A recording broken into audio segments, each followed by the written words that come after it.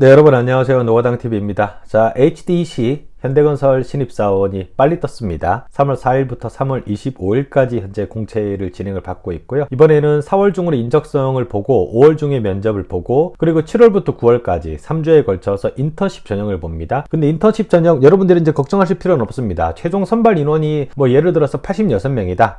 그러면 인턴십 전형에 참석하는 인원도 86명입니다. 결국은 이제 뽑는 인원과 동일하게 진행을 하되 그 중에서 정말 한두 명 정도 조직에 어떤 적응하는 데 좀 어려움이 있다. 나는 건설회사가 이런 데인 줄 몰랐다. 라고 지원하신 분들만 이제 골라내겠다. 라고 보시면 될 것 같습니다. 이번에는 본부별로 공고가 떴지만 결국 본부 안에서는 직군으로만 나왔습니다. 결국 이제 플랜트 사업 안에서 기계공학 전공으로 우리가 뽑는데 주요 업무에 보면 사업 수행과 사업 지원이 모두 포함되어 있죠. 그 말은 사업 수행은 현장 업무, 사업 지원은 본사 업무다라고 보시면 될 것 같습니다. 그래서 사업 지원에 언급이 되어 있는 예산관리나 협력업체 관리, 인허가 등 이런 업무들은 기본적으로 이제 우리가 입찰이나 견적 단계에서부터 우리가 수행을 하게 되는 업무에 해당이 되고요. 그리고 사업 수행은 시공관리나 품질, 공정관리 등이라고 하는 단어에 집중을 하셔야 됩니다. 결국 업무가 여기에서만 해당되는 건 아니다라는 얘기예요. 그리고 이 안에는 당연히 설계팀도 포함이 되어 있다라고 보시면 될 것 같습니다. 여러분들이 조금 집중하셔야 되는 거는 플랜트 사업본부 바로 아래에 이제 건축이 아니라 뉴 에너지 사업이라는 게 등장을 했다는 겁니다. 원래는 현대건설은 한 20년 전만 하더라도 전기사업본부가 따로 있었죠. 그리고 전기사업본부 내에 원자력사업본부가 있었는데 그 본부를 없애고 3개 본부 체제로 운영을 한 지 한 15년이 넘었습니다. 지금 다시 4개 본부 체제로 간 겁니다. 그래서 옛날에 그 전기사업본부 이름을 현재 뉴 에너지 사업이라는 것으로 바꿔버린 거죠. 결국은 이것은 이제 에너지 사업이라고 부르면서 약간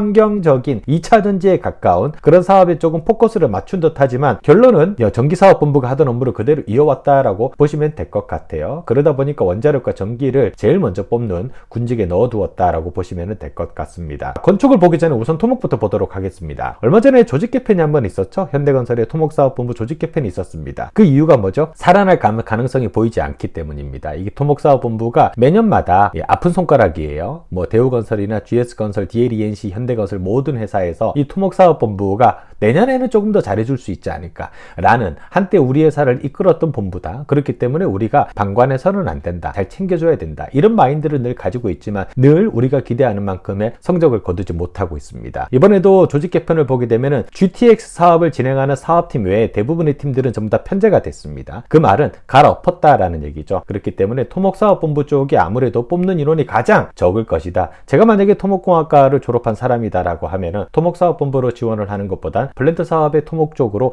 지원을 하는 것이 조금 더 가능성이 높지 않을까라는 생각을 합니다. 자, 건축주택 부분입니다. 건축주택 부분 한동안 현대건설이 정말 골머리를 많이 앓았고 한때 회사를 먹여 살렸던 본부임에도 불구하고 악성 프로젝트 때문에 고심이 많았었지만 현재 이제 둔촌주공 같은 경우도 일반 분양이 잘 마무리되고 입주가 되었죠. 그리고 미비하게 진행이 되고 있던 한남 3구역 재개발 사업 DLENC의 아크로를 격파하고 결국은 DH라고 하는 브랜드를 성공적으로 데뷔시켰던 무대이기도 합니다. 이것도 결국은 이제 지난 하반기부터 이주비하고 사업비, 사업적 촉진비 같은 것들을 조달하는 작업을 마쳤습니다. 이제 이 프로젝트 대출 규모가 5조가 넘습니다. 5조가 넘기 때문에 철거 작업 진행하고 본착공 들어가고 이때 이제 이 매출이 이제 발생이 되는 거죠. 그렇게 되면은 또 현대건설이 올해 아마 2023년에 이 회사가 거의 한 29조 정도 매출을 한 것으로 알고 있습니다. 그러면 조만간 30조를 찍겠죠. 이제 현재 대표를 맡고 있는 윤영종 사장이 계속적으로 연임을 하는데 문제가 없다라고 판단하는 이유가 결국은 아직도 이 주택 분야, 건축 분야에서 나오고 있다라고 보시면 될 것 같습니다. 현재 현대건설은 국내 공사에서 줄어드는 물량만큼을 해외 쪽에서 커버하기 위해서 미리 준비를 많이 했습니다. 그런데 해외 쪽에서도 좋은 성과를 거두고 있는데 또 국내도 생각만큼 물량이 많이 줄지 않았어요.